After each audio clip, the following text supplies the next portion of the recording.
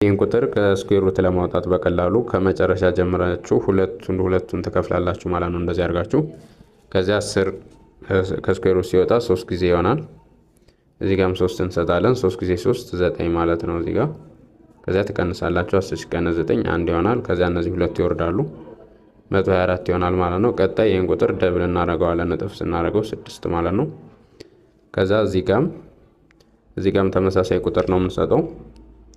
ስለዚህ ይህንን አይተን ነው ደግሞ ስንሰጥ 4 ስለሆነ ወይም 2 ጊዜ 2 4 ስለሆነ 2 ወይም ደግሞ 8 ጊዜ 8ም እንደዚሁ 64 ስለሆነ ወይ 2 ወይ 8 ነው የምንሰጠው ማለት ነው። ስለዚህ 2 እንሰጠዋለን።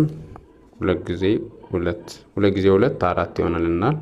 አሁንም ይሄ 2 ጊዜ 6 12 ከዚያ ስንቀናንሰው 0 ይሆናል ማለት ነው። ስለዚህ ስኩዌር ሩት ኦፍ 1024 32 ነው ማለት ነው።